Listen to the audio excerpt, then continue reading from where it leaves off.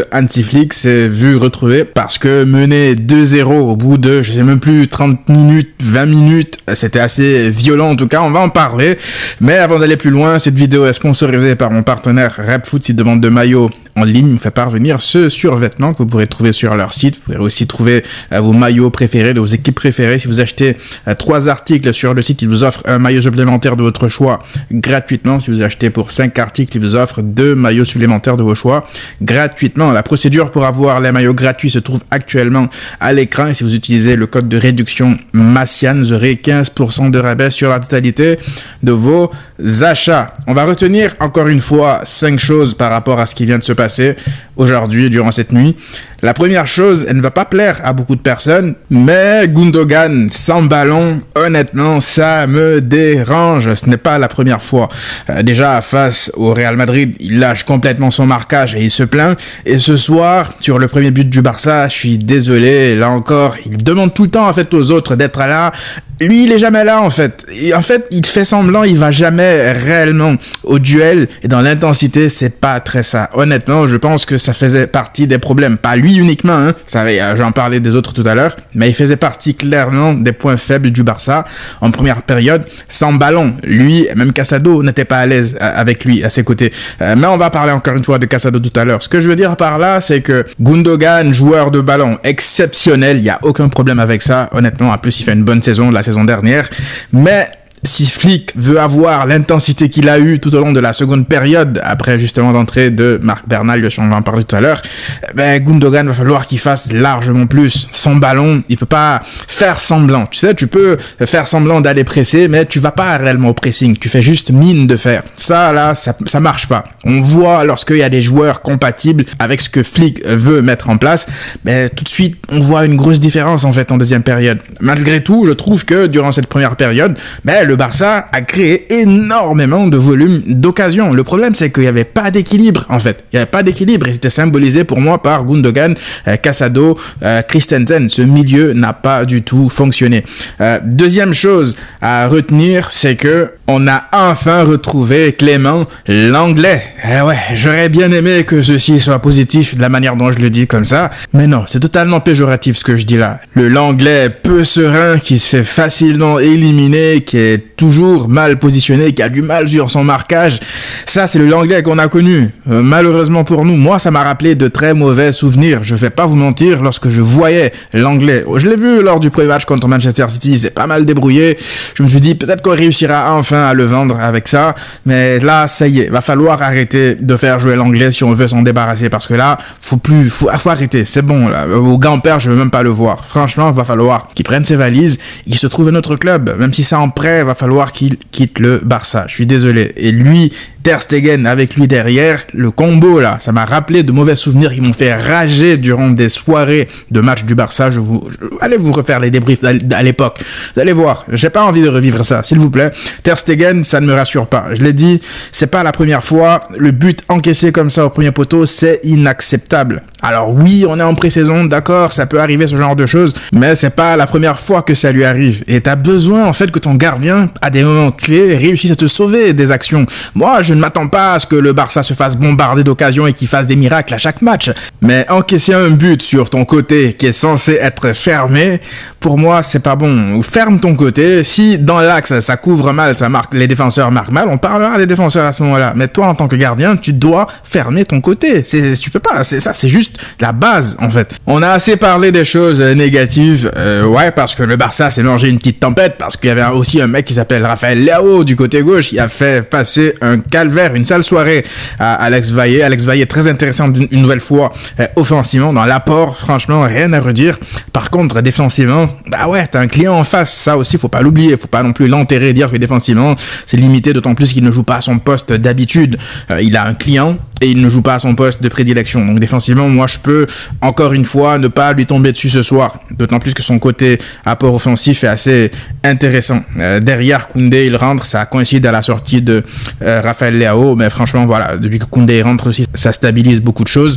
Ça me rassure beaucoup. En continuant sur les choses positives, malgré le fait que le Barça manquait d'équilibre durant cette première période, parce que ouais, ça partait un peu dans les deux sens, ça manquait de maîtrise, et malgré tout, le Barça se procurait un volume d'occasions assez élevé. Rafinha n'arrêtait pas de courir, Lewandowski a été bon aujourd'hui. Je vais pas tout de suite m'enflammer vis-à-vis de Lewandowski, honnêtement. Je vais attendre les matchs officiels, je vais attendre que ça soit une série pour enfin dire que j'ai retrouvé Lewandowski. Mais ce soir, il a été bon, il faut le mentionner.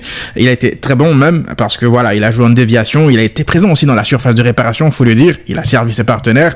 Même Pau Victor a été intéressant. Et moi, ce qui me rassure par rapport à tout ça, c'est que tu te crées ce volume d'occasion-là en n'ayant pas, entre guillemets, tous tes titulaires. Lamine Yamal n'est pas là, parce qu'à droite, Pau Victor, il se débrouille. C'est pas un ailier droit. J'imagine Lamine Yamal à droite, même un Olmo, avec ce volume d'occasion-là, je pense que des buts, le Barça va en marquer. Je l'ai dit tout à l'heure, Rafinha a été très intéressant à ce poste d'ailier intérieur gauche dans le demi-espace comme ça. Il l'a fait déjà vers la fin de saison dernière. Une passe décisive et une activité folle, des appels constants dans le dos de la défense, ça joue vite et il aime ça. C'est dans son profil. Donc j'ai hâte de revoir encore une fois Rafinha dans cette position-là. Je pense qu'il est meilleur là, beaucoup plus qu'à droite. Mais voilà, plutôt satisfait avec lui. Maintenant, parlons de la deuxième mi-temps. Les amis, je pense que là, depuis le début, depuis l'arrivée de Flick, entre le retour de la mi-temps et je pense la 60e minute, on leur a mis une certaine tempête dans l'intensité, dans le volume de création d'occasions, dans les occasions, tout simplement dans la maîtrise, dans tout en fait. Et pour être tout à fait honnête avec vous, là, durant cet instant, c'est pas qui a pas duré très longtemps, je veux dire, durant toute la mi-temps, mais au moins pendant de longues minutes, j'ai revu le Bayern de Flick, tout simplement en fait. Et ça a été symbolisé par l'entrée d'un mec, monsieur Marc Bernal. Mais on va en parler de lui tout à l'heure, d'accord? Parce que je veux vraiment d'abord insister sur ce que Flick a changé. On l'a vu, lors de la mi-temps, lorsque les joueurs revenaient sur la pelouse, il donnait beaucoup de consignes à ses joueurs sur la ligne de touche. Il n'était pas satisfait par ce qu'il a vu durant la première période. Ce football hurrah, là, ça partait dans tous les sens, même si le Barça, par séquence, en première période, a aussi récupéré des ballons, a aussi mis de l'intensité par séquence et a, exercé un pressing cohérent. Mais il y a pas mal de séquences en première période où le pressing était désordonné, désorganisé. Donc Milan a réussi à sortir le ballon proprement. Ils ont un nouveau coach aussi, le Milan, faut le dire. C'est une équipe, moi, que je trouve très intéressante. Franchement, je l'ai déjà vu face au Real Madrid. Ça jouait déjà comme ça construit de derrière, ils sont patients. Et c'est une équipe aussi qui a une force offensive devant. Donc la première période, c'était pas parfait du côté du Barça. Mais entre la deuxième période et je pense la 60e minute, le début de la mi-temps, je dirais la 60e, 65e minute, le niveau d'intensité que le Barça a imposé durant ce laps de temps-là, tous les ballons étaient récupérés assez haut, assez vite, ça sortait vite, ça se créait des occasions, ça tirait de partout. J'ai rarement vu ça. En pré-saison, j'ai rarement vu ça. Après, ça a confirmé lors des matchs officiels. Mais ça, là, ça m'a fait plaisir. Et naturellement, l'égalisation est arrivée. Pour symboliser ça, je vous montre ces statistiques-là. Honnêtement, pour ceux qui ont suivi le Barça durant ces dernières années, en règle générale, le Barça, allez, ça tourne autour des 10-12 tirs. Quand c'est un match vraiment chaud où le Barça était très au-dessus et qu'il a du mal à marquer, du coup ça enchaîne, là ça peut aller jusqu'à 15 tirs. Là, ce soir, le Barça était à 17 tirs. Je sais pas, le Milan, je sais pas, ils en sont à combien? 5, je crois. Et moi, le nombre de tirs, c'est une statistique que je regarde souvent à la fin des matchs pour voir, en règle générale, si une équipe a été dominatrice ou pas. Après, bien sûr, une équipe peut tirer de partout, à l'entrée de la surface, voire du milieu de terrain, ça peut être comptabilisé comme des tirs. Faut voir aussi la qualité des tirs. Mais, en règle générale, quand une équipe a 17 tirs, l'autre en a 5, en règle générale, ça veut quand même dire beaucoup de choses. Du coup, ça me conforte dans l'idée selon laquelle je pense que ce Barça de Flick marquera beaucoup de buts. Je pense qu'il y aura pas mal de buts. La seule question, c'est est-ce que le Barça réussira à ne pas en encaisser autant? Parce que là, tu fais quand même 3 matchs de pré-saison, tu en encaisses 6. Certes, tu en marques 6, mais tu en encaisses 6. Après, bien sûr, ça ne sera pas la même défense. Clément Lenglen ne sera pas toujours là. Ter Stegen, ça m'inquiète. Jules Koundé sera de retour. Christensen sera de retour aussi, je pense, en défense. Voilà. Donc, je vais pas trop m'attarder sur le côté défensif, mais ça me rassure sur le plan offensif en n'ayant même pas tes meilleurs offensifs parce qu'on attend encore Lamine Yamal et même Olmo. En vrai, je vous le dis, vous allez être surpris par Olmo. César, là, venez attraper ma veste derrière s'il flop. Moi, je vous le garantis. Bref, enfin, comment ne pas parler, les amis, de monsieur Marc Bernal.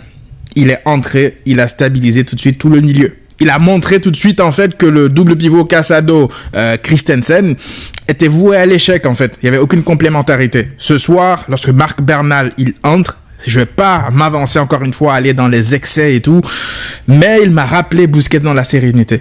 Franchement, je dis pas qu'il a le même niveau que Busquets. Attention, venez pas ici attraper ma veste. Je dis pas qu'il sera Busquets. Je dis pas qu'il aura le niveau de Busquets. Je dis juste qu'il m'a rappelé par séquence Busquets lorsqu'il recevait le ballon, par exemple, dos au jeu, le calme qu'il avait, la sérénité qu'il avait pour aérer le jeu, pour ne pas paniquer, et aussi le placement, en fait. Le placement, c'est important. Christensen, c'est un 6 qui, voilà, va essayer de récupérer les ballons, qui va être dans la compensation, mais dans le placement, comme ça, il a pas ce sens tactique du 6 parce que c'est par son poste de formation, c'est naturel.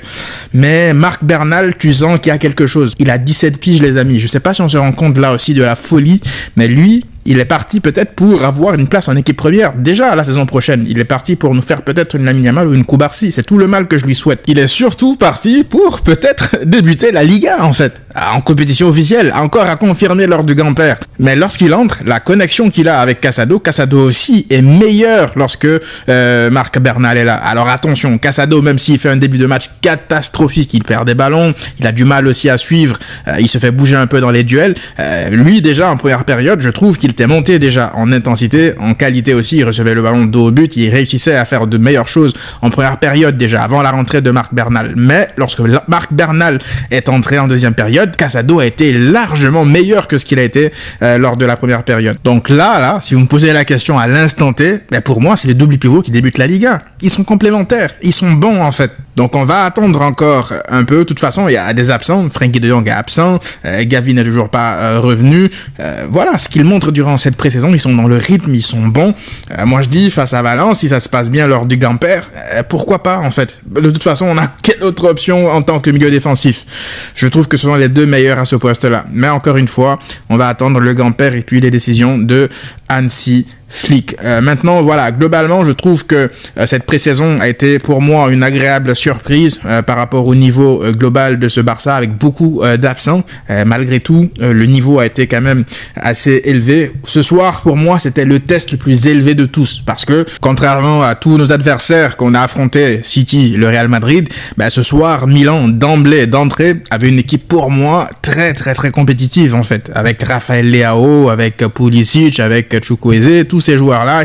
Voilà, donc le niveau était vraiment au-dessus aujourd'hui. Tu as été mis face à tes lacunes, face à tes choses à améliorer, et tu as bien réagi en deuxième période. Tu as eu une bonne réaction. À 2-0 quand même, tu remontes le score et tu montres une bonne mentalité. Donc franchement, c'est assez satisfaisant. Je vois aussi ce que Flick voulait dire lorsqu'il parlait du fait de ne pas aimer le fait que ses joueurs défendent aussi bas, qu'ils laissent le ballon autant à l'adversaire et qu'ils se recroquevillent comme ça devant leur surface, comme c'était le cas face à Manchester City et pas mal de séquences aussi face au Real Madrid. Je pensais en fait qu'il parlait d'avoir la possession, mais en fait non. Je pense que Flick parle surtout du fait de ne pas être devant notre surface à défendre comme ça, à attendre que l'adversaire vienne à nous devant nos 25 mètres, nos 30 mètres, et puis faire circuler le ballon là. Là, on a vu le Milan par exemple, je pense que à la fin du match, la possession était assez équilibrée, 51 pour le Barça, je pense 49 pour le Milan, mais la grande majorité du temps de ce match,